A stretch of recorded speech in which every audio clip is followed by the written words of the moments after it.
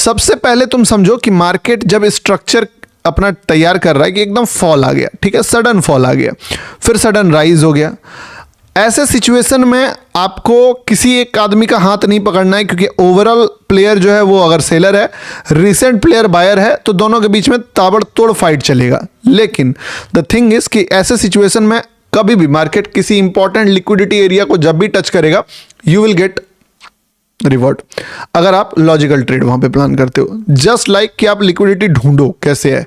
इस चार्ट में अगर आप यहां से लेके इस जगह से लेके इस जगह पे लेवल्स ड्रॉ करना चाहो, तो टेक्निकली आप बोलोगे गौतम भाई लिक्विडिटी तो ये भी है, हल्का सा ऊपर ये भी है और ये भी है, ये क्यों नहीं है लिक्विडिटी?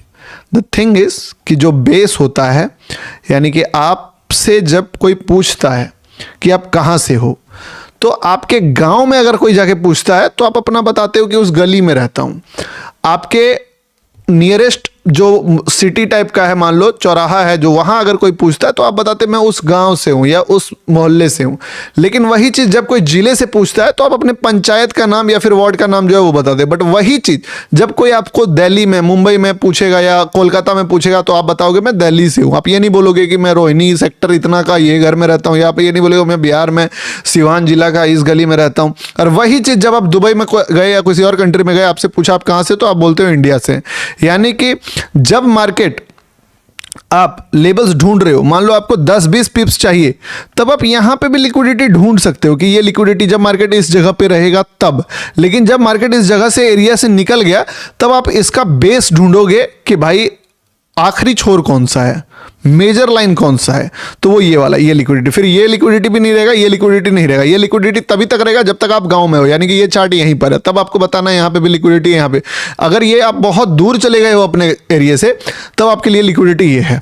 तो एक लिक्विडिटी ये है, दूसरा लिक्विडिटी ये है, तीसरा लिक्विडिटी आप अगर पूछोगे तो जहां जहां से बड़ा मूव आया, जैसे कि ये लिक्विडिटी क्यों था, क्योंकि यहां से अभी इसको भी रिएक्शन करेगा मार्केट। अगर लुढ़कते पुढ़कते गिरा है तो एग्जैक्ट इस लेवल तक गिरने का टारगेट करेगा।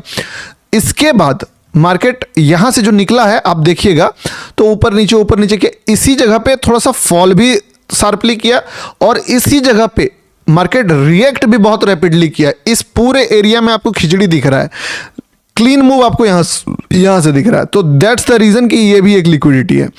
तो अब जैसे आपने लिक्विडिटी मार्क करा, एक ये मार्क करा, एक ये मार्क करा, ये लिक्विडिटी क्यों है, इसका रीजन आप समझ गए। पहले फॉल करा मार्केट, 1 2 3 4 5 बड़े कैंडल्स ग्रीन बनाए लगातार, और लगभग 200-350-400 पिप्स के आसपास का क्लीन मूव दिया। उसके बाद लपेट के बहुत ज्यादा मूव दिया, यहां से यहां तक मैं कभी ऐसा